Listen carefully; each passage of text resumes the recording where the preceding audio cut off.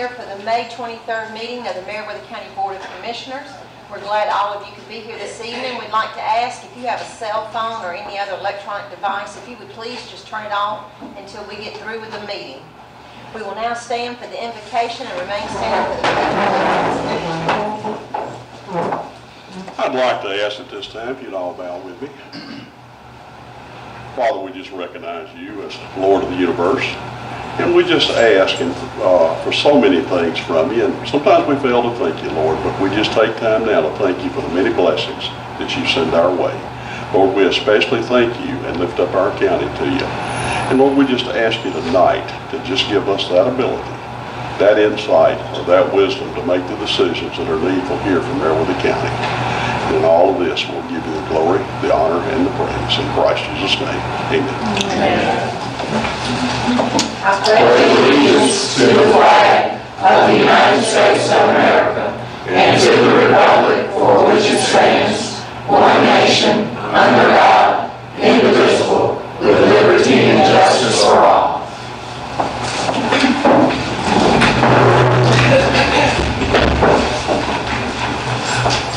First of all, we need to adopt the agenda, but we have quite a few things to add. So everything I'm about to call out will be listed under new business. Number 8 will be an appointment to the Water and Sewage Authority. Number 9, Jake Brake Signs. Number 10, receive proposals for the fire engines. Bid proposals. Number 11, financing a vehicle replacement program. Number 12, surplus of motor graders. Number 13, accept bids on motor graders. Number 14, accept bids for spray injector patcher through SPLOST.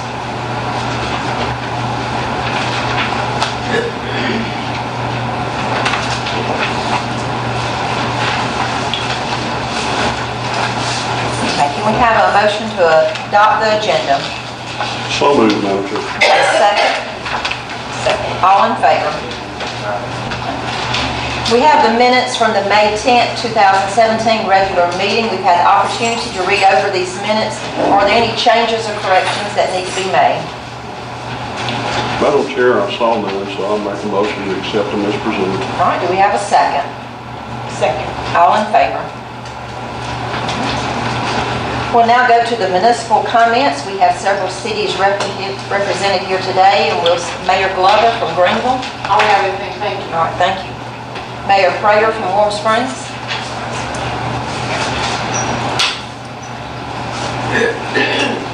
I'm Chairman, Commissioners.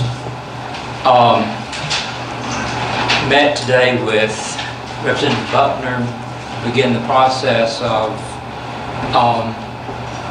development of the 110 acres that the legislature annexed into the city.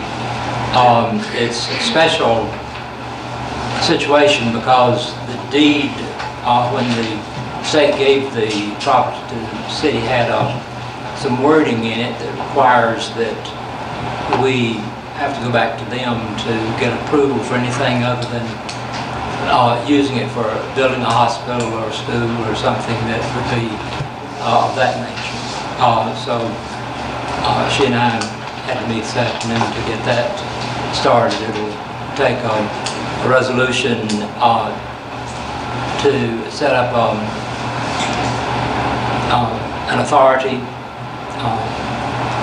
the Warm Springs Development Authority, which would be different from our downtown authority.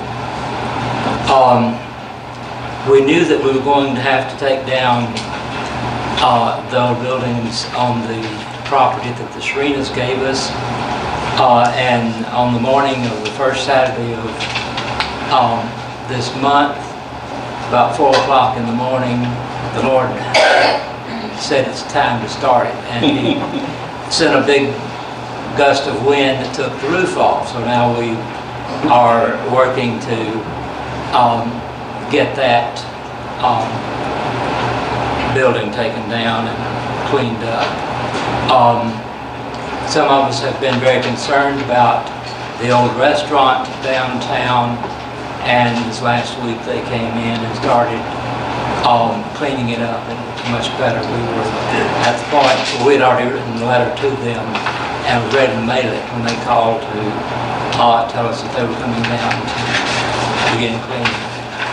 I got a letter this week, as some of you may know also, from DOT that they are letting bids on the jute line and the building of the new overpass north of Warm Springs. We're still waiting on the contractor to begin work on the parking lot. The rain has been good, but it has delayed that process. Effective tomorrow, I will finally have a full maintenance staff again. And it's been a long haul trying to find someone to fill those slots. In 1938, Prime Minister Mackenzie King and President Roosevelt cut a ribbon in the middle of a bridge between New York and Canada,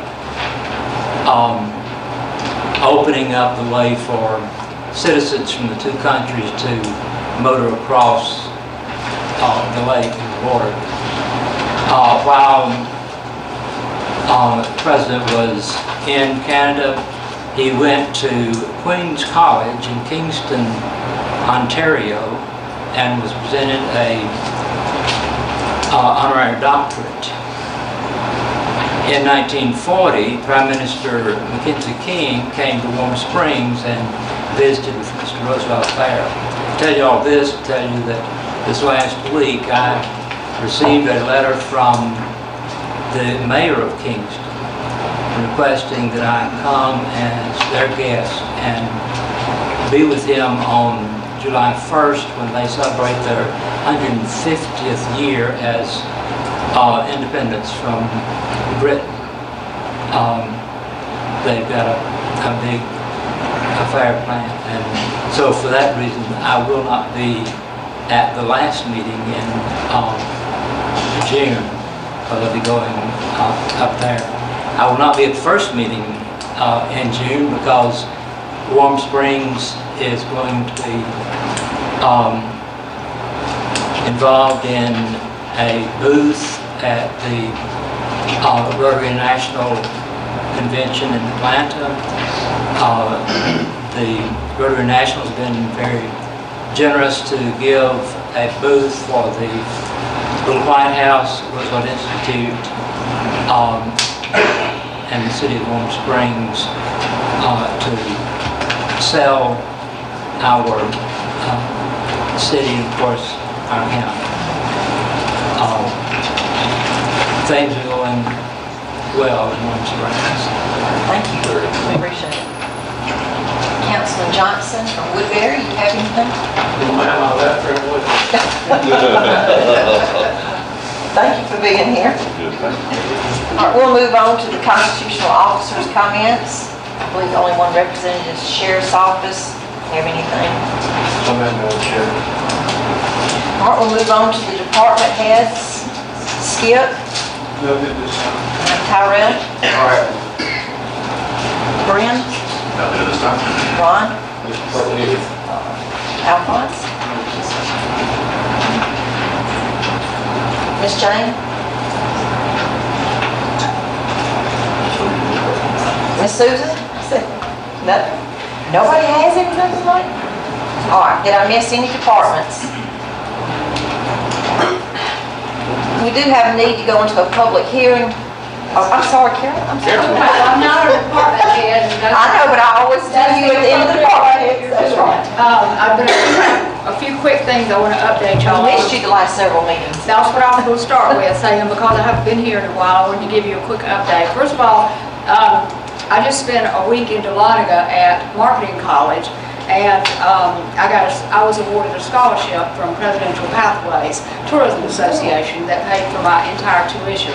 So this is a 3-year program. That was the first of 3 years, assuming I can, sustain myself through 2 more years.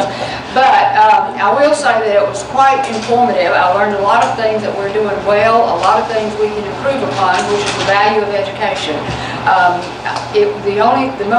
The most challenging part for me, because I'm not an early morning person, as some of you may know, was I had to be in class at 8 o'clock in the morning up until 5 o'clock in the afternoon, taking notes, listening to lectures, and trying to process. And anyway, it was quite a challenge, and I really had a very, very nice week, and it was well worth it. And we started talking today about some of the things we learned and some of the things that Maryland needs to do a better job of. But anyway, it was affirming and learning. I also want to give you a quick update on our county grants that we have that we're working on from tourism. We're bringing to closure 3 grants right now. One is our Greenville mural, and which will be finished almost within a day or 2, it looks like. And then we will immediately start on the Manchester mural. The building has been prepped. Greenville mural was funded through tourism product development grants, plus a grant from the George Jenkins Foundation, who is the founder of Publix. The Manchester grant is funded through Georgia Arts Council. So that one will start. That has to also be finished by the end of June. So we have a short turnaround time on that one.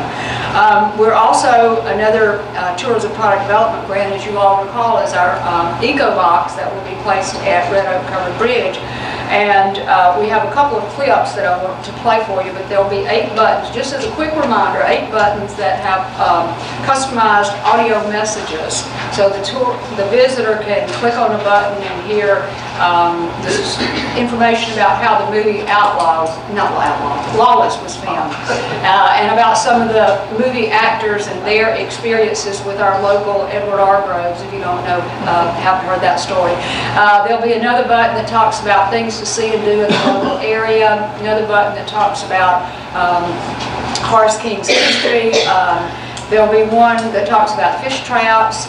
There's a recording of Commissioner McCoy's daughter, because she wrote a poem about the Red Oak Bridge many years ago that he shared with me a couple of years back. So we recruited her to come in and do her recording of the poem. So all audio boxes all the audio buttons will be finished in a couple of weeks. The etched glass, I saw the draft of that today, and that, as you know, will be an etching of a horse-drawn carriage with somebody, holding the reins. And then the box will be, I'm trying to envision the bridge, okay, so the box will be placed so that when you look through the etched glass, it will appear that the carriage is coming out of the Red Oak Bridge. So really cool stuff, and I think it's going to really enhance the visitor experience. And I wanted to give you just a teaser. I asked Skip to, you can go ahead. Most of us can't even imagine what Horace King felt when the Civil War erupted in 1861 and the country split apart. Even though he was emancipated, he was unable to continue as an independent bridge builder. King was brought against his will to Columbus to work for the Confederate Navy. He supplied logs, wooden peg. Red Oak Creek is the oldest existing covered bridge in Georgia, stretching 391 feet, including its approaches. It also happens to be the longest wooden bridge in Georgia, too. In a bygone era, it was a vital route and shortcut for farmers taking their crops to the grist mill. President Roosevelt proudly drove his car across these timbers while traveling through his adopted home of Meriwether County. As you cross this 19th century engineering marvel, it might interest you to learn there were no electric tools used in the intricate construction. This particular design is called Town Lattice Truss. It consists of a system of heavy timbered planks crisscrossing at 45 to 65 degree angles. Imagine this bridge was built before weight-bearing capacity limits. Oh, and can you guess how many wooden pegs were used on the bridge? Time's up. 2,500. Although beautiful and a great photo opportunity, the siding and roof actually serve a practical purpose. They were built to protect the joints and trusses. Without protection, bridges at this time only lasted about 10 years. With protection, they could last indefinitely. But as iron bridges and automobiles hit the scene, covered bridges lost popularity. It's hard to believe that out of the 10,000 covered bridges built in the United States between 1850 and 1950, only about 672 are left, including Red Oak Creek. Today, these bridges connect not just landforms, but time, reminding us of our past as well as our responsibility to preserve these symbols of craftsmanship and beauty for our future generations' enjoyment. So each clip will be about 3 minutes, which is about our attention span in most cases. So we didn't go through the whole one, the entirety of the one that was talking about Horace King, but it is quite notable. I did not even know this when we started working on this project, that he had to serve in the Confederate Army during the Civil War. So I think that's an amazing fact about our history collectively. Anyway, one of the they're all interesting for different reasons, but one of them that we were able to get somebody to tell a local folklore story. And there's a local folklore story that this physician back in the 1800s or whenever was crossing the bridge in his covered wagon going to make a house call on some local individual that needed his assistance. And there were some robbers hanging around at the bridge, and they jumped him, stole all of his stuff, killed him by hanging his body inside the Red Oak Bridge from the rafters. Now that's folklore that's been passed on, but there are people that will swear to this story, that even on moonlit nights you can still see the outline of his body swinging on the rafters. So that'll be, people love ghost stories, and as long as you say this is what legend has it, you can get away with it. So this will be ready before the end of June, and it'll be quite an addition, I think, to our Red Oak Bridge.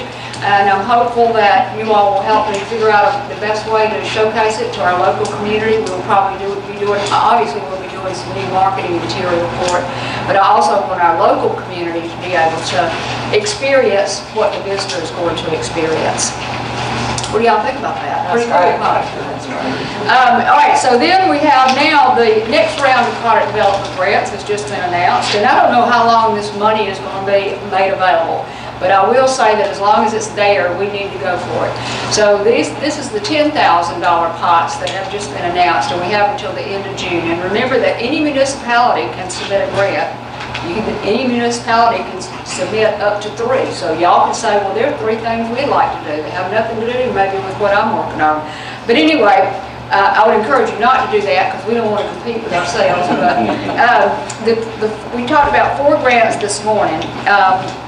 And one I've already talked to the artist. We're going to do a series of public art that would be butterflies, and put each garden in our respective communities then would also have an additional element, which would be a sculpted butterfly, and each butterfly would have a different appearance. So the one in Woodbury, for example, you've seen the water feature that's almost finished, so your butterfly will be perched on the top of your water feature. So really cool, and we've got a really cool design for it. So we're working on that, and I've asked the artist to go around and look at each of the flower gardens and come up with a different sculpture for each garden so that we'll have that public art. Now that public art will both reinforce the idea of us supporting monarch habitats and butterflies, but it will also be, you've driven through towns where they say, well, I don't know that town. They say, oh yeah, you remember that town that's got the big old blank blank out in the middle of it. That's what we want people to say about Meriwether County, not the blank blank, but the butterflies. We want people to say, yeah, Manchester's got that cool butterfly feature in there, and Woodbury's got that great water feature. So it catches people's eyes whether they actually stop here or not. So that's one. The other thing we want to do is this one, hopefully it's not controversial, but if it is, then I might as well talk about it sooner rather than later. Meriwether County is quite known for its moonshining legacy. And what we want to do is apply for a grant to construct a moonshine still that would be encased I'm not talking about the illegality, by the way. It would be encased in glass or plexiglass or some sort of, tough structure, so you couldn't actually touch it. So what you can do is push a button and you watch the conversion of all the way from the corn to the finished product. And we got people coming tomorrow to talk to us about this, and I've got some people who know the business that are going to help us talk about the business. And what I want to do is also include an eco box where somebody can punch, just like we've got at the bridge, where you can punch a button and hear about how the moonshine is made. But also another button that talks about why moonshine was an industry in this area. It wasn't just because people wanted to drink, but it was a necessity, economic necessity. And maybe another one that talks about the legacy of the coal and all that. So that's our second brand, is moonshine steel. Y'all gonna be okay with that? Okay. What about you guys? If there's no stand, I'll get you an expert on the Okay, and then the third one, we've talked to the mayor about doing a Warm Springs planning grant. And then the fourth one we want to do is to try to finish out our mural trail by doing Luthersville and the city of Gay. And so Mr. Cuddy is working on Luthersville. All we need is somebody to say, yeah, we're gonna put it on this building, and that building's gonna be finished in time for us to put the mural up there. So those are our grants that we're going to be working on over the next month. We may get all of them, we may get none of them, but you don't know if you don't ask. So thank y'all very much. Thank you. All right, now we'll move on to our public hearing. We have 3 cases, and we will do each one of those individually. So first, can we have a motion to go into public hearing for case number 2? So moved. We have a second? Second. All in favor? Ron? As you said, Madam Chair, we've got 3 cases tonight. The first case, which is case number 3, that's number 3 for the year. Case number 2.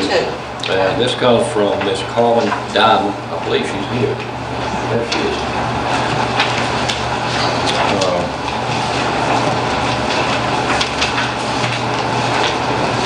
She's making a request for rezoning and also a special use approval. She's wanting to, and she lives at 26353 Roosevelt Highway in the RD zoning district.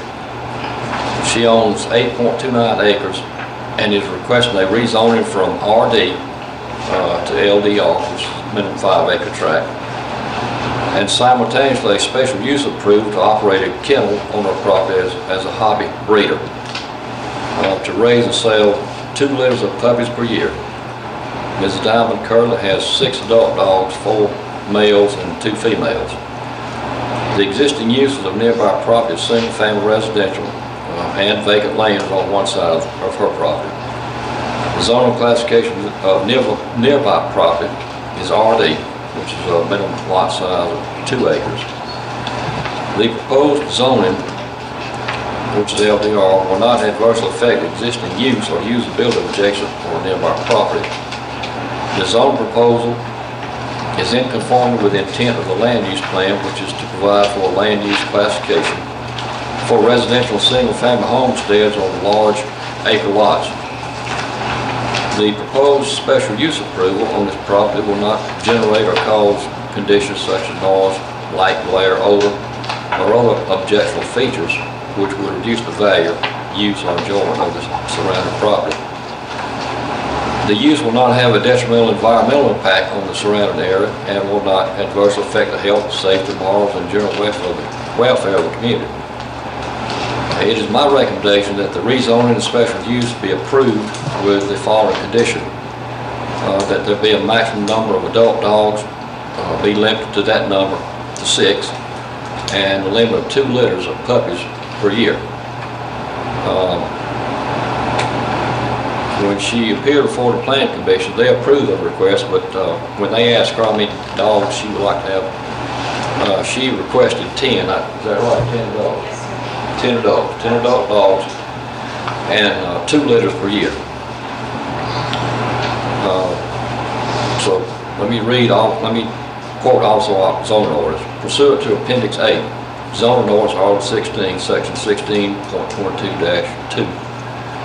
If the zoning administrator finds that the conditions imposed are not being fulfilled by the holder of a special use permit, the permit shall be terminated.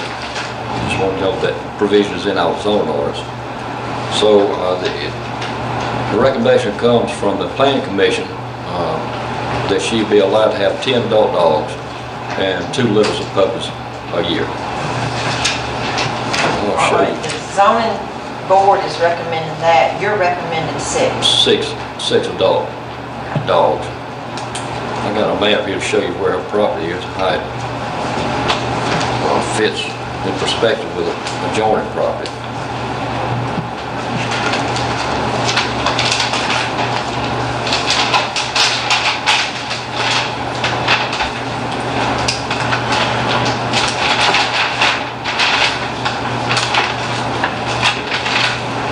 That's our tract of land there. You can see it, it's 8.29 acres, but it's a rectangle. It's long and deep. And this is Roosevelt Highway. Bluesville's up here about 2 miles. There's a property right next to hers that has just been purchased as a manufactured home that's being renovated. And this property south of her is all vacant. So that's her property. In relation to other property around her, and the planning commission also stipulated that her kennel be 150 feet from the north line, which would put it about 50 feet from the south line. That way the kennel would be moved further, close to the vacant property, as opposed to that next door property. This is on Roosevelt Highway. That road is, that's Gilbert Circle, my road. Gilbert Circle. Yeah. We can Google. Yeah. French. Can that be What Google? is that? It says Sumter, but that is the owner of it. I see it up there. Gunner Road. Gunner Road. Yeah, I was gonna say I was gonna say, I thought it was there. Yeah, It's Gunner Road, just north of Gilbert Circle. right. Bluesville is up here about a mile and a half, 2 miles.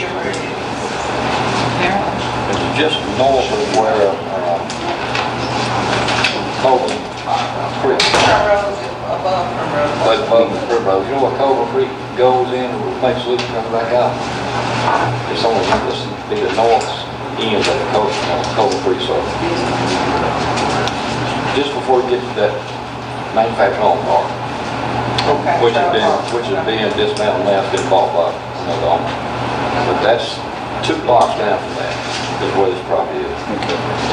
That track basically is really about 200 feet wide. That's right. Don't we have an ordinance about the number of dogs somebody can have? Anyway, Well, that applies to people who's having pets. I understand that, but what is that number for just pets? In the LDR zone district, I think it's 5. Yeah, that's right, LDR.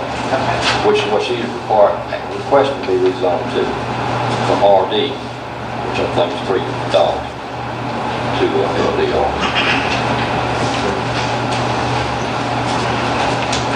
So the planning commission also, moved her kennel down here to within 50 feet of this south property line, which is all vacant, open property.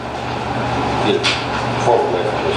Yes, she already been made aware of that recommendation? Yes, she heard that at the planning commission meeting. And I will just note that while that property is vacant today, It may not be. it may not be. Do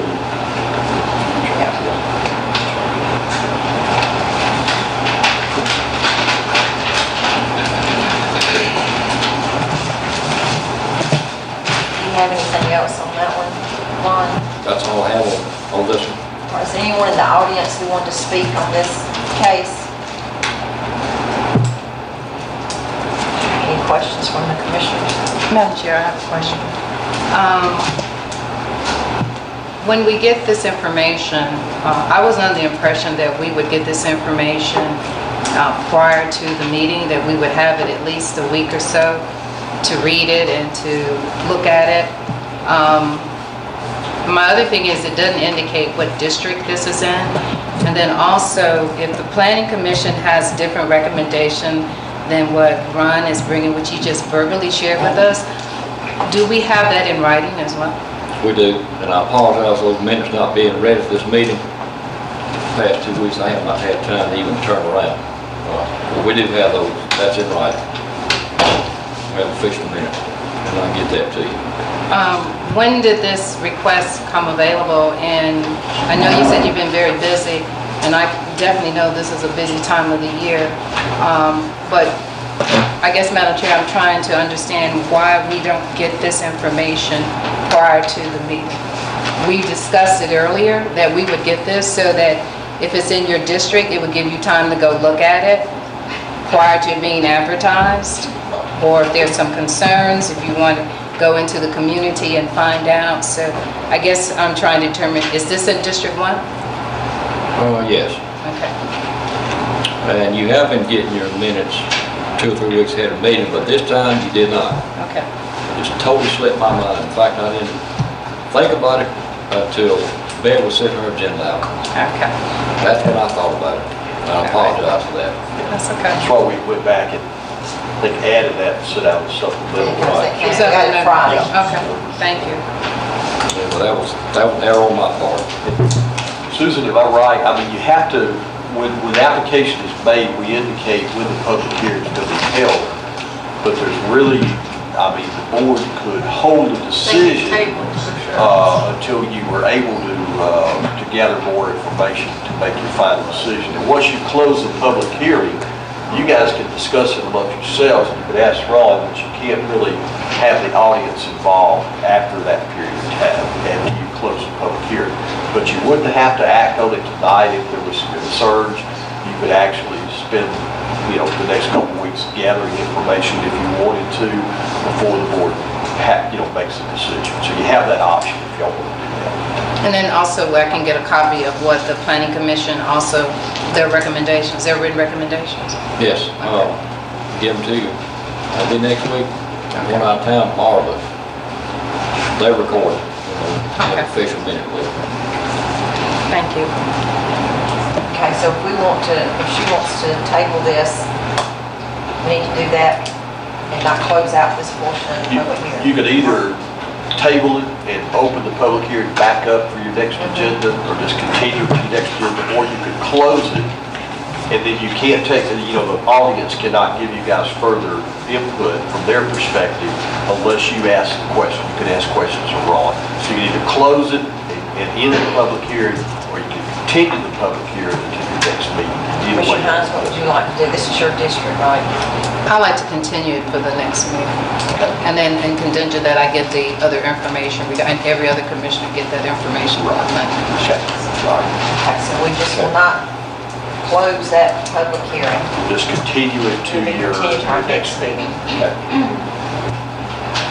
Which we probably need to mention the date on that. It'll be June 14th. June 14th at 9 a.m. When I need to be there meeting also, You wouldn't have to be, but you could be. okay, can I provide information at that meeting also, maybe that will help with the decision-making process? Yes, yes, if we kept it open, you can certainly do that. Okay, so June 14th. June 14th at 9 a.m. Can you be, just that, okay. Thank you. All right, we didn't close that one, but can we have a motion to go into public hearing for case number 3? So, we have a second? Second. All in favor? All right, and with case number 3, Mr. Adams. Okay, case number 3 comes from Mr. Timothy Adams. He's in Arkansas also. Timothy Adams owns 172 acres. Let's see.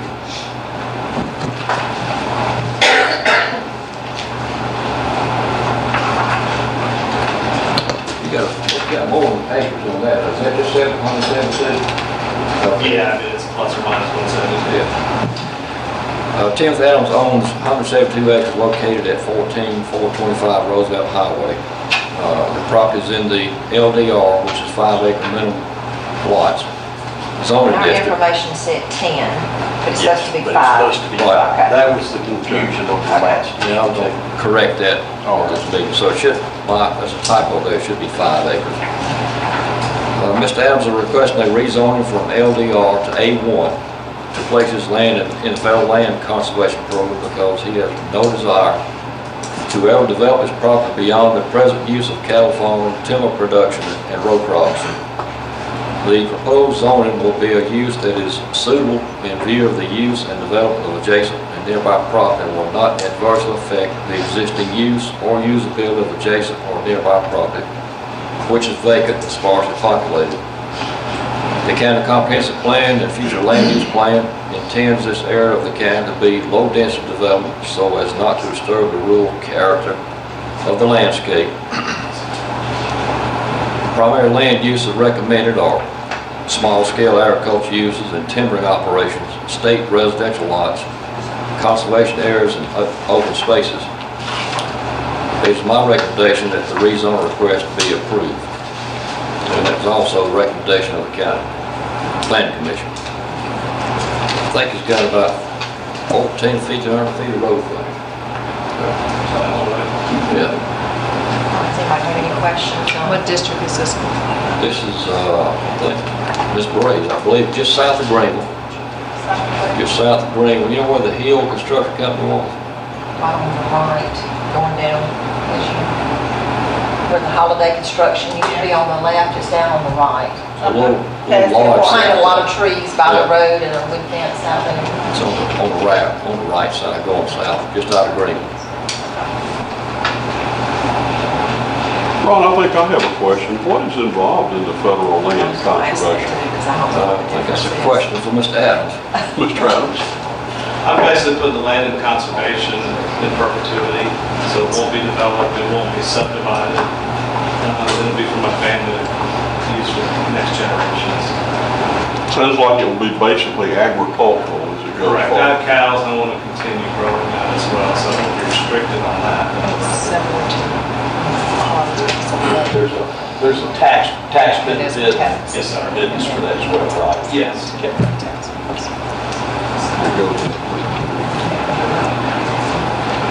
This could actually be Commissioner Coy's area as well. I don't think I go beyond this road right here. Or it could be, I mean, there's literally 3 of y'all right there. Coming I together. don't think it's mine. Within the city limits, it would be too, but Yeah. outside, south is yours. It's one side is, what side of the road is it? Is it on? It's on the right going It's on the right south. going south. Right, but it's possibly your area. It's out of the city limits. I think. Yes, I see So one. it should be Commissioner Coy's. If it's on the right going south, that wouldn't be me. On the right? Is that middle and I'm left? sorry, that would actually be, sorry. Mine.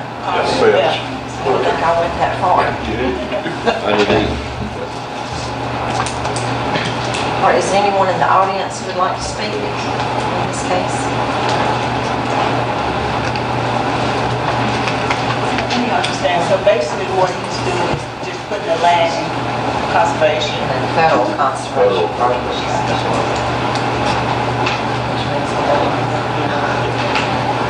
He doesn't want to ever develop it. He's doing it for, now. Brent? It's 5. Any other questions? I have a motion to go out of public hearing. So moved. We have a second. Second. All in favor? All right, well, I'd like to make a motion to approve the request from Timothy Adams on the 172 acres. Second. Discussion? All in favor? All right, thank you.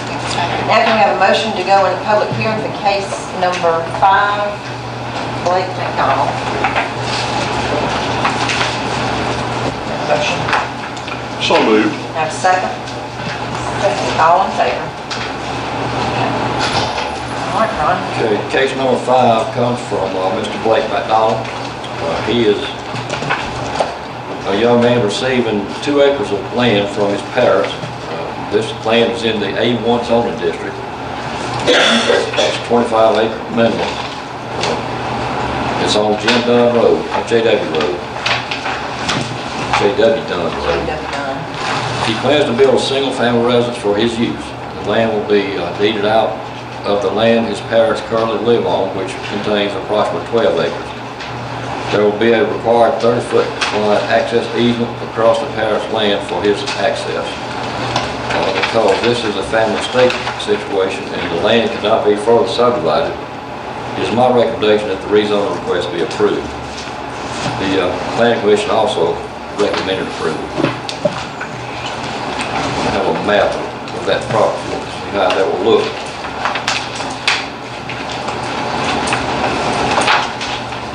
This was zoned into the A1 district, which was 25 acres. It was already a 14 or 12 acre tract. Right. Right. Taking 2 acres out of the already 12 acre tract.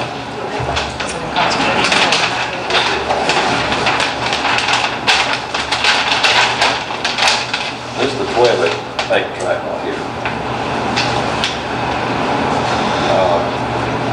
Because you parents have divided their 12 acres in half, and each parent is going to give their son 1 acre off of their property, which would be a total of 2 acres. Mr. McDonald. And that's the little red lines down there, is right here in the front. That would be, that's the new 2 acre rezoning request. Now, where is this located, Ron? It's in my district, it's down close to Run Mountain. Oh, okay. J.W. Dunn Road. It's down close to. Oh, I know. When you have on here that the land cannot be further divided, is that because of the requirements, acreage? Is that what you're saying? Okay. Have you got the easement place down there? The easement will come down on this side of the property line. Okay, 30-foot easement. 30-foot line to access easement. Around that line right there. That would be recorded in there, didn't it?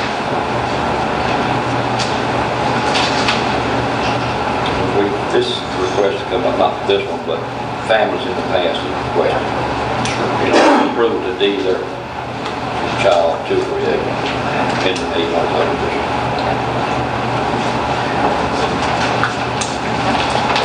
Any other questions from the board? Is there anyone in the audience that wants to speak on this case? Any other questions from the board? All right, do we have a motion to go out of the public hearing? So moved. We have a second? Second. All in favor? All right, this is in my district as well. I'd like to make a motion to approve the request for Blake McDonald. Any discussion? All in favor? Thank you, Ron. Thank y'all.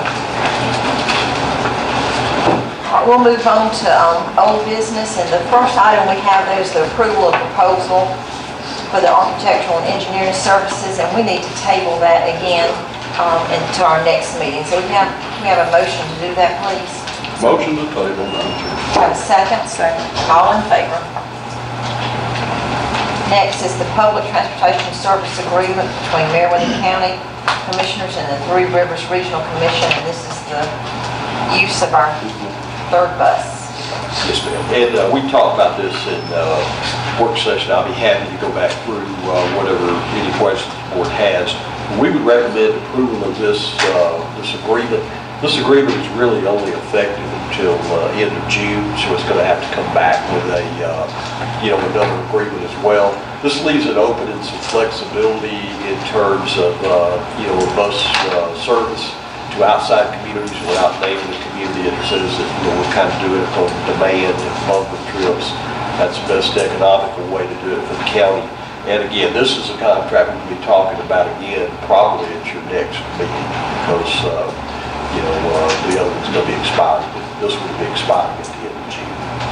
So I would recommend approval, and we will bring this topic back for our next contract, which will go from July till June of 2018. We did have extensive conversation about this, and it'll only be for 30 days, and hopefully give us a little insight into what it's going to be like having that third bus. Can we have a motion to accept this service agreement? So So moved, Madam Chair. We have a second. Second. Any discussion? Just as a point of discussion, what Mr. Gay said, the 30 days should give us ample, well, that won't give us as much time as we need, but we can at least see how it works. And we'll bring we'll try to get the Three Rivers and maybe the transportation provider back in to give us more detail as we go into the next contract. All right, all in favor? All right, the acceptance of documents on the CSX Bridge project. Mr. Chairman, Commissioners, this is a good day. We've been working on this for quite a while, and we have before you a certificate, let's see what it, bill of sales. We have a bill of sales for both the Sibley Road Bridge and the Dan Stridley Road Bridge. And along with that, we also have a deed of easement. We asked them to widen that easement to a 100-foot right-of-way easement in order that we would have enough space if we should have to work on those bridges. And those changes have been made. Interestingly enough, the group that we started talking with, the attorney, the engineer, everybody, has now retired and they've been replaced by a whole new group. But only people still hanging in is us. But this will transfer ownership of the bridges to the county. It will also give us the right, the easement to be able to do any maintenance that's needed. And of course, GDOT is already programming one of the bridges in for future replacement. So, GDOT has inspected the bridges. They've been repaired per the requirements, and they've been rated. Tyrell, I think you guys have already posted the bridges, and they're open for traffic. So all we really need to do tonight is just accept the bill of sales and the deed of easement for these two bridges. And then we'll have those recorded, and we will let CSX know the recording information. So, All right, we have a motion to accept the bill of sale and deeds on the CSX bridges. So moved. We have a second. Second. Second. Any discussion? One point of discussion, and I'm sure you've checked all these easements out, and I was just looking here, approximately 10,000 square feet around those bridges we utilize. And I know we've already got one up at MLAC in the DOT inventory. So we can take that easement and they can come in and do whatever they need to do, DOT can. that easement This is allows... perfectly flexible Yes. for us to use Yes. any way we see fit. Absolutely. It would be allowable for GDOT, and GDOT would work it back through the county. as Through the well. county. Right. It would be an easement to be able to do whatever, we need to do with the bridge.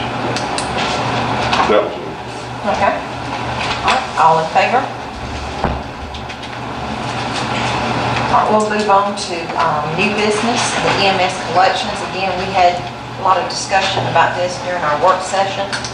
And Bill will turn it to... Yeah, you heard a presentation from Calder Willingham of CBA of Georgia for providing service to collect past due EMS billings. It's our recommendation that we enter into a contract with CBA of Georgia, and the board authorized Madam Chair to sign that contract. Okay, can we have a motion to enter a contract with CBA of Georgia for collections of EMS funds and allow the chair to sign? So moved, Madam Chair. We have a second.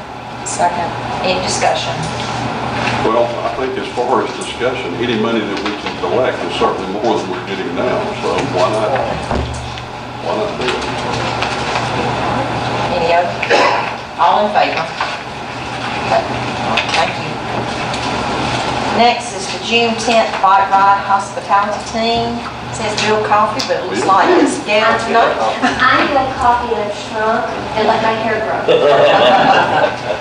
Change my voice, but thank y'all for letting me speak tonight. I'm with the Meriwether Tourism Board, and we are happy to be sponsoring the Meriwether Miles Bike Ride. I think Miss Susan was our very first, I almost said contestant, but you're not, our very first participant. Thank you very much, Ms. Susan, we appreciate that. She was kind enough to okay, I'm sorry, Ms. Mayor.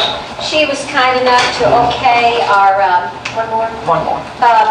Our waiver, which we had to have our waiver okay before we could go forward with anything else. As y'all know, that's very important. Everybody have a reason. And by all means, this is not limited to our commissioners.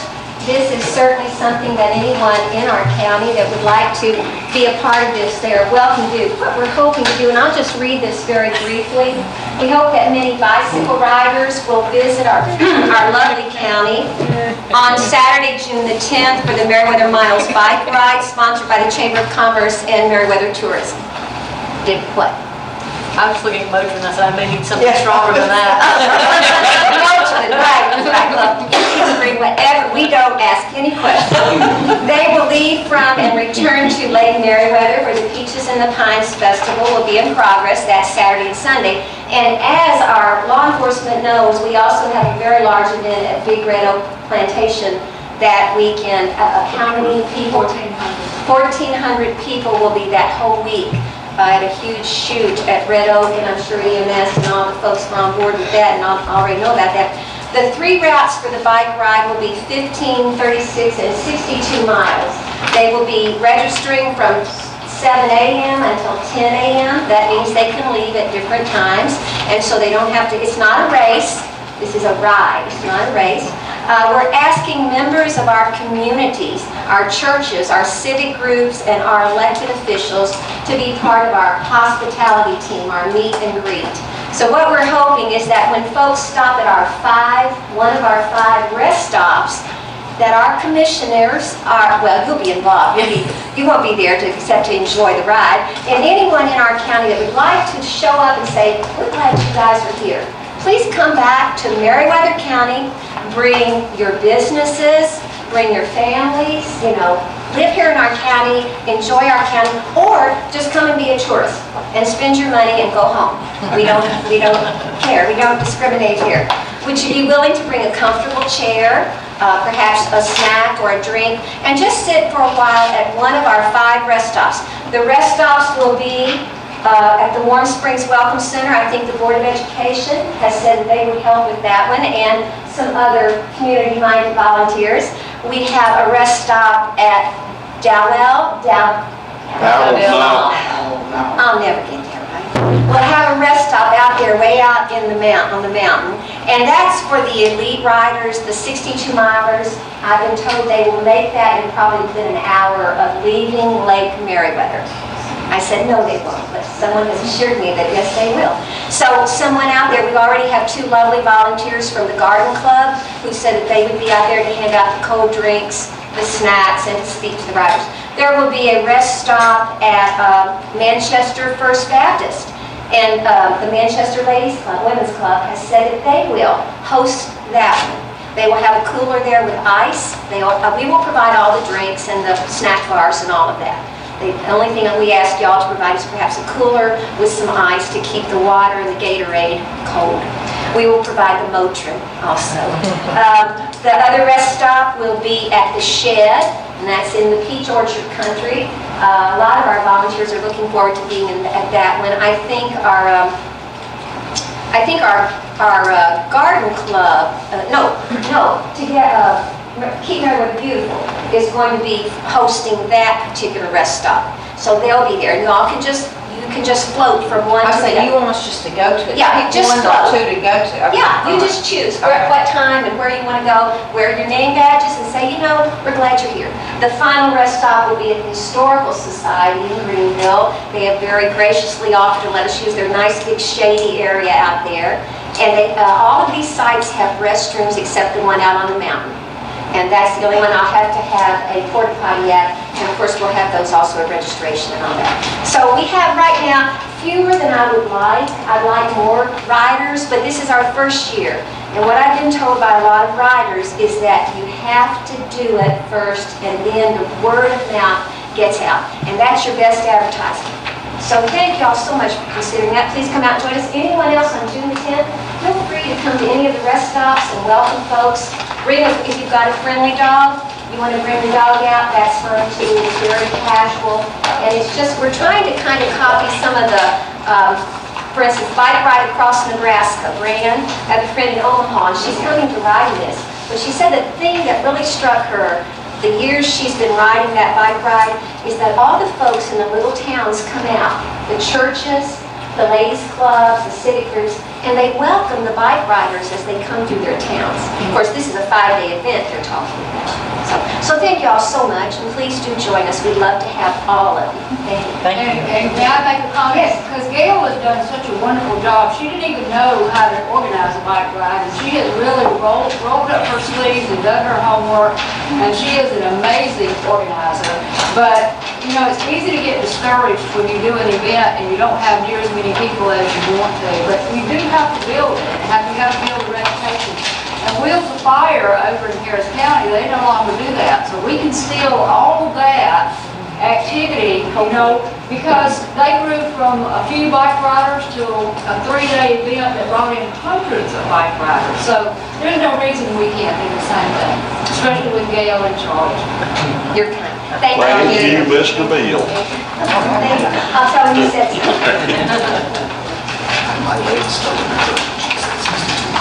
All right, next on the agenda is to appoint to the Recreation Advisory Board. This is District 1 to fill an unexpired term ending 12/31. Are we ready with that appointment? Yes, Madam Chair, this will represent the city of Gay, and I'd like to recommend Nick Slater.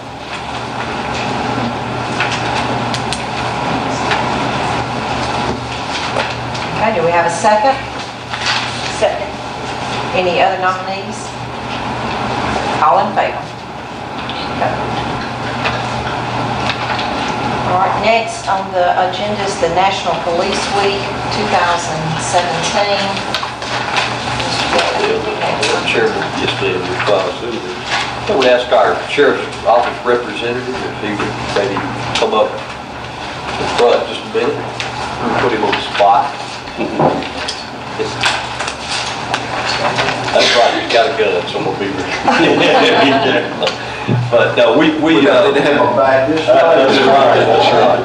No, this is something that actually occurred last week, but we didn't have an opportunity to bring these guys forward. But this is, last week was National Police Week, and this is to honor, remember, our fallen law enforcement officers.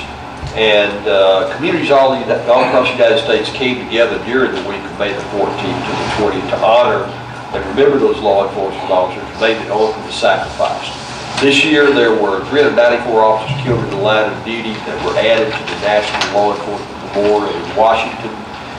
Some of those were previous officers, but there were 143 that were killed here in 2016. Of the 143, there were 9 from Georgia. And all of these 394 officers were formally dedicated here in the 29th Annual Candlelight Vigil on the evening of May 13, 2017.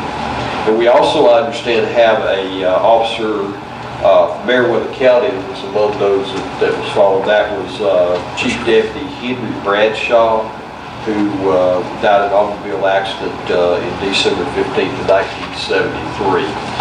And in tribute to them,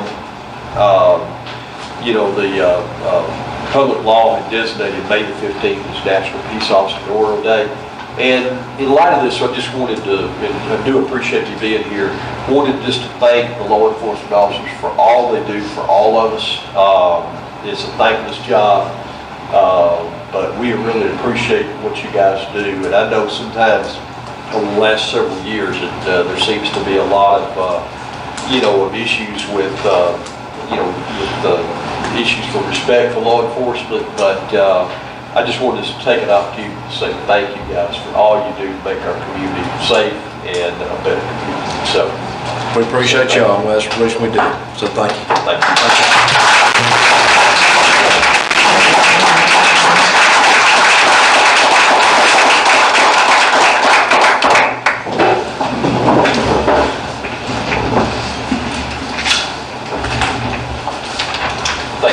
Thank you.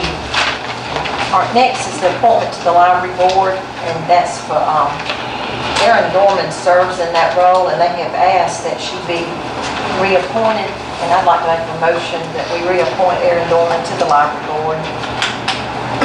I second the motion. Any others? All in favor? Said she's done a really good job, Billy. All right, next is an intergovernmental agreement with the City of Manchester for the President Theater and inspection.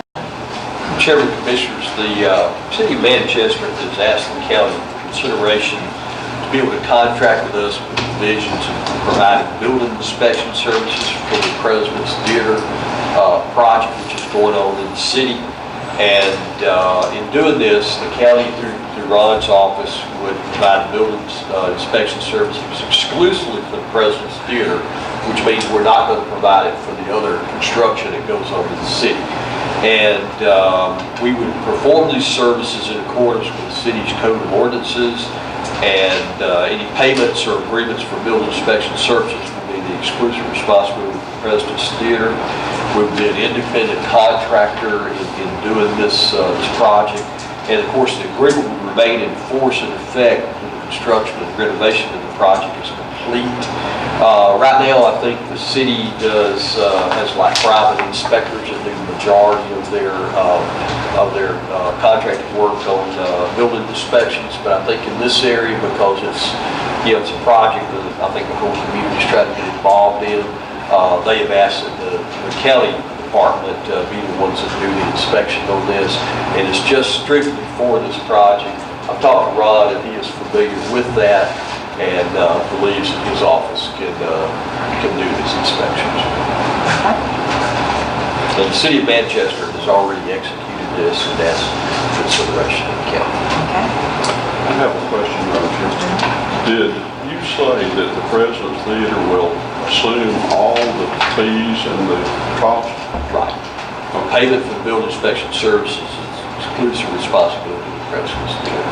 And what I would say to that is we just need to get together and do what, the normal rate would be for the inspections, and then we could, we just be reimbursed for that. Can we have a motion to approve the intergovernmental agreement with the City of Manchester for the President Theater inspection? So moved, Madam Chair. We have a second? Second. All in favor?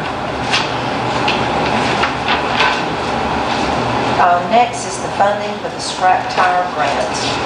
Chairman, Commissioners, this is something that Chairman Hanley brought back from a meeting that she attended. And this is a program whereby the county can set up situations where we have tires that have been dumped on the county right away from county property. We can set up a program to be reimbursed for that. It also allows us to set up an amnesty day where people can bring in their tires.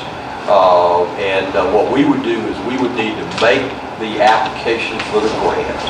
We would need to be approved, get their notice back that it had been approved, and then set up a date and time for that collection. And then we need to estimate, what the cost would be. We have to take these tires to a state-approved recycling tire company. And I think we're already using that anyway. The one we're using is the one that they recommend that does all, and they will pick up too, is what I understand. Right. So. And all of those costs can actually be reimbursed. Well, we can't buy a piece of equipment for this program, but we could reimburse any advertisement, any time involved with staff and everything for the program. There also is a situation, and I'm familiar with this program in years past, where if you have a dumping of a private piece of property, you can make an application as well. But I think this would be a great program for us to be able to do. We already are working on the Keep Meriwether a Beautiful Day. But I would like to ask the board's permission for us to be able to make this application, and to get with Tyrell to go ahead and set up a date and time in the future, and then we can bring that back, and we can get notification out to the citizens, and every tire that we elect and get sent over to the recycler will be a real benefit from Meriwether County. And we have so many that end up on the side of the road and end up illegally dumped, and this will be a good opportunity to be able to do that. So We can do it more than once you a can do year. it more than once a year. You can do it more than once a year, and we just have to be able to, plan ahead and get their approval, because we can't get reimbursed after the fact. I wish we could, but we can't do that. But we get reimbursed if we plan it, get it approved ahead of time.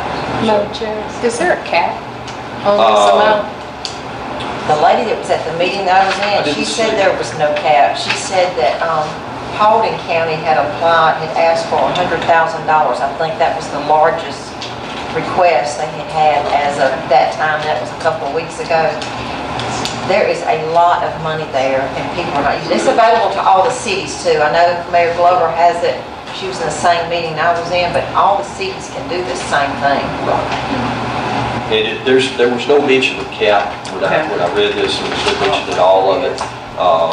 As you say, you can You just got to sort of estimate, get close on it though, what it's gonna cost to, take them in, haul them off. So we're gonna have to know how much it costs to haul off 100 tires or whatever, and we may have to set limits for people bringing it, so we get a feel for how many we're gonna get. And I think we've got some good numbers on the hauling cost, Tyrell, already, because we got some recent. Just got a recent invoice from the cleanup day. Good. So we'll have that information, and again, we can do cost of assessing and loading. We can do transportation cost, processing, purchase of equipment essential for completion of the project. We just can't do non-essential equipment, nor can we take other garbage or whatever is part of that program. But I think this is a great program. Appreciate We can do the it. manpower. The manpower It that's says involved. overhead cost you cannot do, but that's accounting, budget, finance staff. I think you could include probably the The cost. ones who of are the loading labor. it, no, you can include that. You can't. You just can't do the administrative cost of it. Okay. But we'd like to ask the board's permission to go ahead and make this application, and we'll try to set a time where we can do that, be convenient for everybody, and we'll get the word out to clean up. And then, if we could go ahead and get one, going, I know we have another cleanup day in the fall, but I'd love to be able to see us have another program ahead of that if we could, and then maybe repeat it in the fall. Ms. Jane? Pam was asking me, are these mounted tires or unmounted? I think it's gonna be unmounted, because these are all going to be recycled.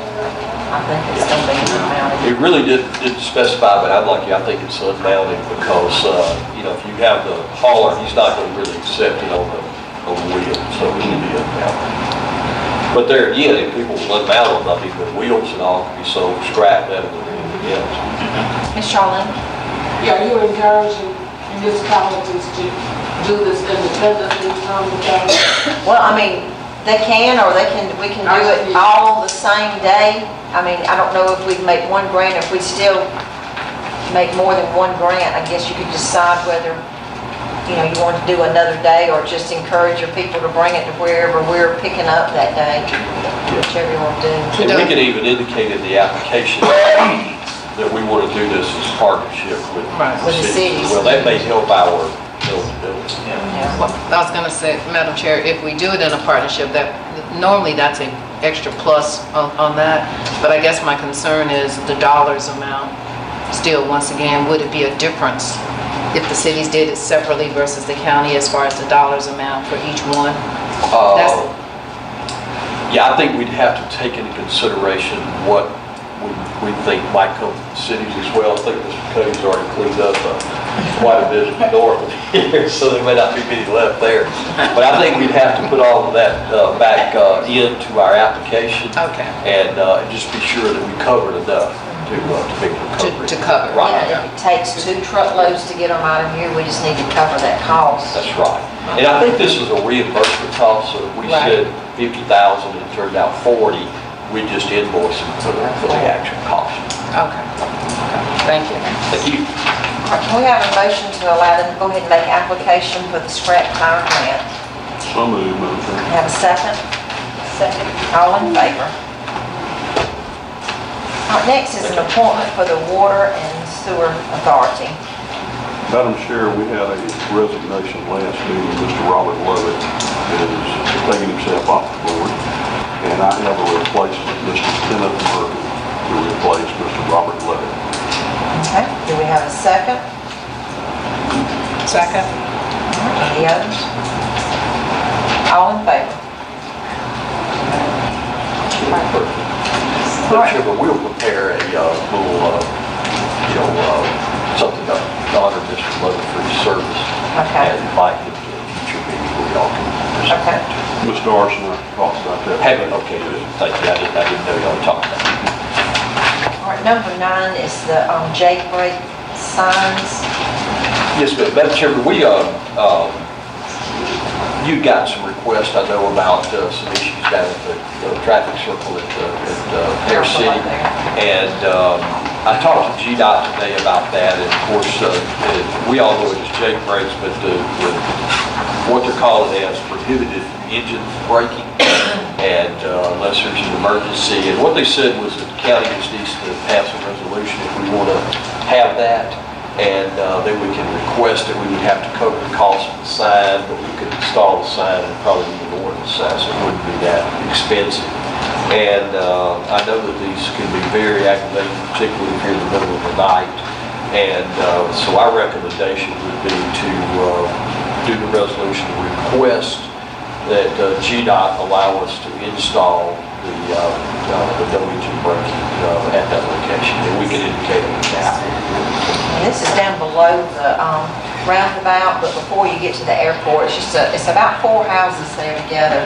And for whatever reason, over the last several months, between 2 and 3 a.m., they say they are being awakened by these noises, and they've lived there forever, and it hasn't been a problem in the past. So yeah, I know y'all seen a lot of cities have those signs anyway coming in. Can we have a motion to do a resolution to ask GDOT for permission to place these signs? So moved, Madam Do Chair. we have a second? Second. All in favor? Thank you all for that.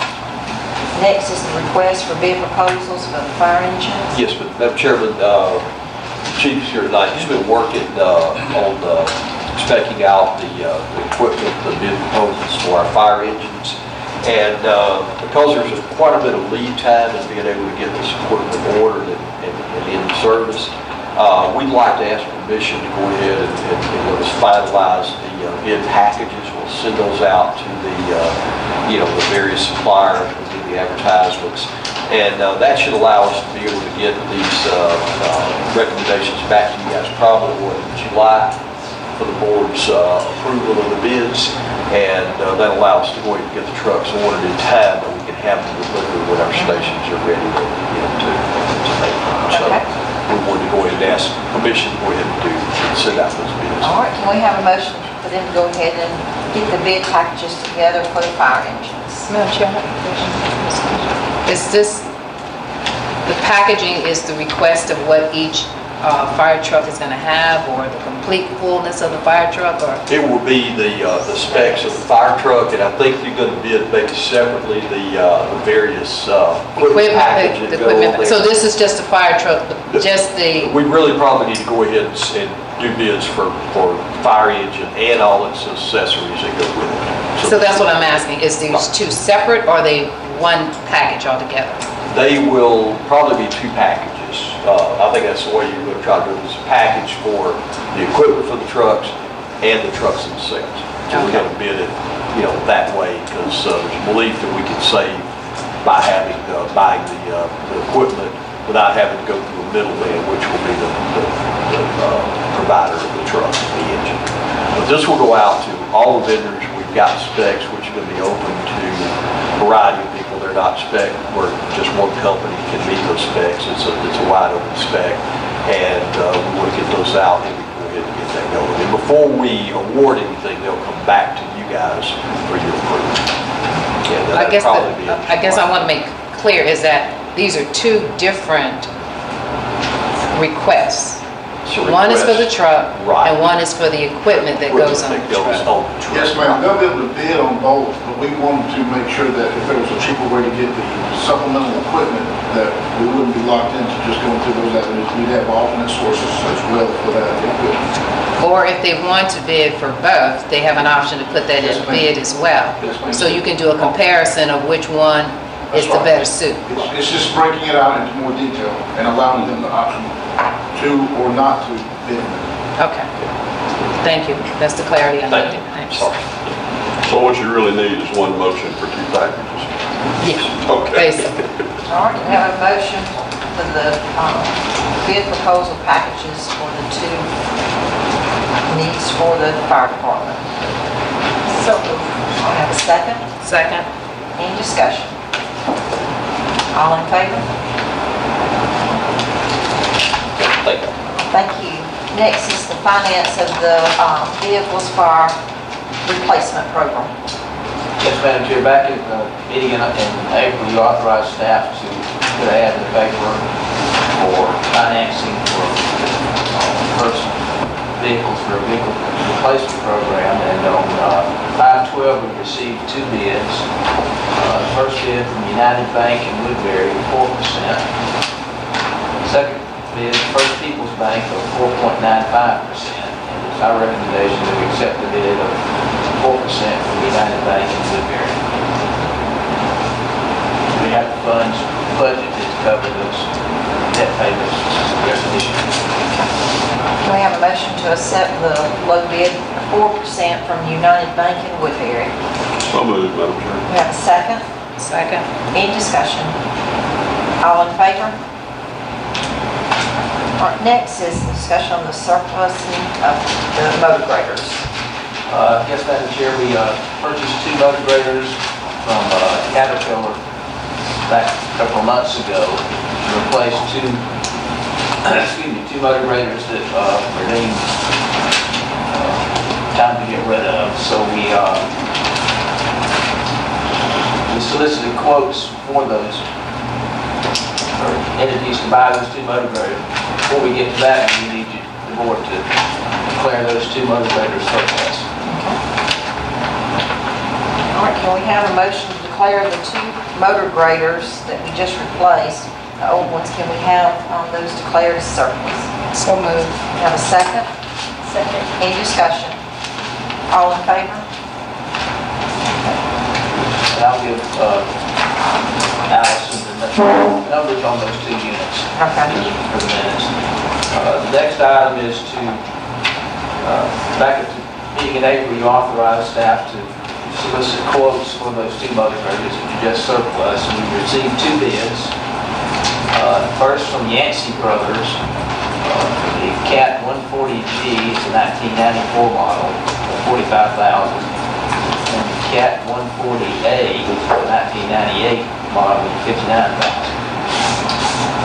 We also received quotes from Crawford Grading for those 2 same motor graders, the 140G 1994 $23,100, and the CAT 140A 98 model $49,100. I did contact Crawford Grading and remind them that we did have 2 motor graders to bid on, not just 1. So staff is recommending we accept the bid from the Yancey Brothers for a total of $104,000 for the 2 motor graders. Can we have a motion to accept the bid from the high bidder, Nancy, for a total of $104,000 on the motor graders? So moved. You have a second? Second. Any discussion? All in favor? There.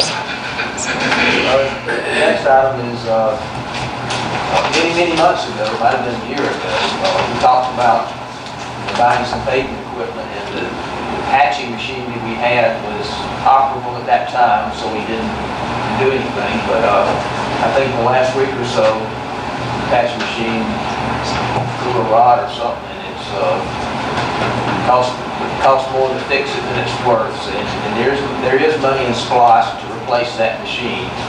We got 4 bids. Guess we need to run down those bids. Received a bid from company Total Patcher of $51,950. That's for a brand new patching machine. We received 3 more bids from the Reynolds Warren Equipment, a used patcher for $58,000, another used patcher for $42,000, and a brand new patcher for $70,000. In talking with County Administrator and Public Works Director, it's our recommendation that we accept the bid from Total Patcher for the new patching machine, $51,950. Excuse me, Madam Chair. I'm sorry, I didn't hear. Excuse me, Madam Chair. Bill, the first one, that was the 51,000, who was that with? A company called Total Patcher. And that is a new, That's a new patching machine. and what type of warranty or what type of, did it cover on that? There's such a difference in these prices. Warranty covers 2-year, 2,000 hour on the engine, 5-year on the suspension, and 1 year on the patcher components. Okay. When you look at the used ones, You don't have to go there. The one that was 70,000. I would say, was it, What was the the difference? new one was 70,000, and they don't have any details on the warranty, but I would assume it would be comparable to the first one. It just costs $20,000 more. we're probably still in governments that have money. Seems like we initially, when we were talking, that this thing could be operated by one man is what we're looking at. Is that still true, Tyrell? No, sir. The one that's operated by one man is a truck and patching together. Oh. This right here, we still need a driver and operator. Okay. Yes, and it was gonna Pretty much back where we were. Yes, sir. Okay. But more reliable. That's right. Also, Madam Chair, you mentioned that this is coming out of Splosh. Which Splosh? The current SPLOST that we have. The current Splosh. Yes, ma'am. There were dollars that were there for paving equipment. The board decided we would not utilize that to get into the paving business because it's, not only you have to have equipment, you also have to have the personnel to do it too. But this is, I think y'all had bought previously like a mini excavator and some other things from that. And this was one thing that we knew sooner or later we're going to have a patcher, but we let it go until it wouldn't go anymore. We have a motion to accept the bid of $51,950 for a new patcher. So moved, Madam Chair. We have a second? Second. Any discussion? All in favor? Thank you. Next, we'll move on to the report from Mr. Bill. Actually, I don't have a report. I forgot all about it. I do know that our general fund balance is 2.5 million. I didn't check that today, so we're still looking good. And that's all I have. Report from Mr. Gay. Chairman, I'm going to be very brief as well. I just want to let you guys know we have received our March 2017 and April 2017 methane monitor at the landfill, and we're in compliance with EPD regs on that, so there's no issue there. We continue to move forward with our airport project. We got all of the bid packages done last week. It was quite a nightmare. They decided they will go to a new methodology of having the signatures. Everything's electronic or computerized. Has to go to one, they sign it, send to the others, so it has to be in a sequence. And it was quite a nightmare, I think, to manage. It would have been a lot easier to make a copy of It's it. hard to even get to sign it. I finally had to do one of the signatures that was in there. I could not make it. Yeah, it was bizarre. But anyway, It was. done. And we actually decided today and sit back, work authorizations for lead edge. So we got that ready to go. And so that project is moving forward, and real soon we should be ready to make some improvements at the airport.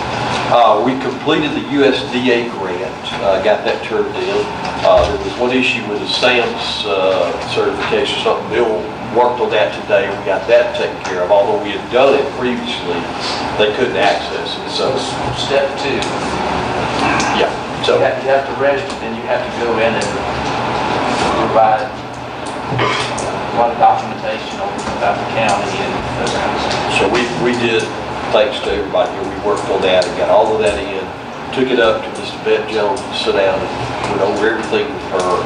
So I feel really good about the prospect of getting that. It's about $61,000 that we were going to use for the improvements downtown parking. And again, appreciate all the help and contacts to try to get that going forward. We received the final copy of House Bill 171, which is the changes to the water and sewer authority to allow them to elect the chairman instead of posted references district. So that is our official notification of that. And we've also been working on and completed our digest calculators for the fire district, fire bond. We sent those up to our bond attorney, Susan. We sent you a copy and Joey a copy just to double check everything, but I've run those numbers a couple of times. They're not the final numbers because they're based on last year's numbers, but at least it's the methodology that we use is the digest comes out for this year. So, and that's really all I have at this point. Thank you. You haven't started moving any dirt at the airport yet, have you? No, not yet. We'll wait till all, again, with GDOT doing what you want to do, their notice to proceed, but we're pretty close. We also got some clearing to do with some approach, and we're going to be meeting with the property owner on that before we start too. All right, we'll move on to our reports from our county commissioners. All right, I would just like to take this time to invite everyone to come out Saturday, May 27th, to help support the Recreation Fun Day in Lucasville, beginning at 1 o'clock. At this time, they will be taking application or signing up for kickball teams from age of 4 to 7, 8 to 11, 9 to 15, and adult 16 and up. Also, I will be hosting my first town hall meeting in Lono Tuesday, June the 6th. I would like to invite everyone to come out. That's it. I don't have anything. Commissioner Boyd? I was going to be very brief here. Commander Dunaway asked me to just mention to the group here that we had a spaghetti supper and some live entertainment out at the post there last Saturday. It turned out well. We're probably going to be doing some more of those in the near future. So if you hear mention of that, you'll have some idea. That's all I had, really. Commissioner Hines? Thank you. Carolyn McKinney asked me to be a part of an event that was last week. The chamber from Harris County was in Meriwether County. Their tourism group was doing a tour. They had lunch at the Roosevelt. It was a really great event. Basically, what I was able to gather from it, they had local business people on a bus tour, and they toured their own county. And then in so doing, they came over and had lunch in Meriwether County. And those that was on that bus tour, most of them have been native of Harris County for quite some time, and they also shared that they learned a lot about their own county. So I thought it was pretty interesting that we were able to host that. They wanted to know about their neighboring county as well. So thank you for putting that on. But that may be something we may want to do also, is allow people to tour their own county. It's amazing that all these wonderful things you got going on and people don't even know their own treasure in their own county. So it was a very well appreciative event for those who was on that bus tour. So thank you for allowing them to be a host. We appreciate you and your comments as well. So thank you. So that was really nice. The other thing, I attended a meeting with Family Connection, their general meeting, and in that meeting they were sharing something about foster care, and May is Foster Care Month, and there's some good things that they're doing in the county. From the time you all may remember, Ms. Lovett came and did a presentation to the board, and I'm hoping she can come back and give you all an update. But because of the involvement and getting more people to know about this, they have, and I'm not positive on this number, but I think they have now got 10 more foster parent and one of the young ladies. In our county. In our county. We had zero. We've had zero. Right, so once again, it's getting the word out, letting people know. And one of the young ladies who had just finished a class was there. And I was impressed because she's like 70 plus years old. And she decided to take on this task, so that was impressive to see that. So once again, as we stated, there's some good things. But probably the best news of all that I want to share with everyone, this past Thursday, I was able to go to Greenville High School. They had a celebration of the school coming off of the list of low-performing schools. And so they celebrated for, I think for 7 years they've been on this list, and they've been putting things in place to get off the list, and they have successfully come off that list. But what's even more exciting about that, there was only 2 schools in the whole state of Georgia that came off that high-risk list, and Greenville High School was one of them. So once again, when people say, let's give them a clap, yes. So we need to support our young people, support our school district. Once again, kudos to Dr. Dixon, the superintendent, but most of all to the students and to the teachers. The teachers put a lot of work into this, and so once again, when people say there's nothing good about going on in Greenville High School or Greenville School District or Meriwether School District, I beg the difference. We're doing good work, and we need to let people know the good work that we're doing. Thank you. Thank you. Ms. Henderson? The only thing I have, and it sounds worse than it is, but we do need an executive session. And we need to discuss legal, personnel, real estate, and tax. All right, before we go into executive session, we will have time for public comment. If there's anyone in the audience who would like to say anything, if you'll come to the podium and give us your name, we'll let you speak for 3 minutes. Okay. If there is no one, we have our future meetings. May 29th, we will be closed for Memorial Day. Then June 14th at 9 a.m. and June 27th at 6 p.m. will be our next regular meetings. You're, of course, welcome to stay. We finished with executive session. If not, we do appreciate you coming tonight. We have a motion to go into executive session at 7:31. So moved. We have a second. All in favor? Thank you.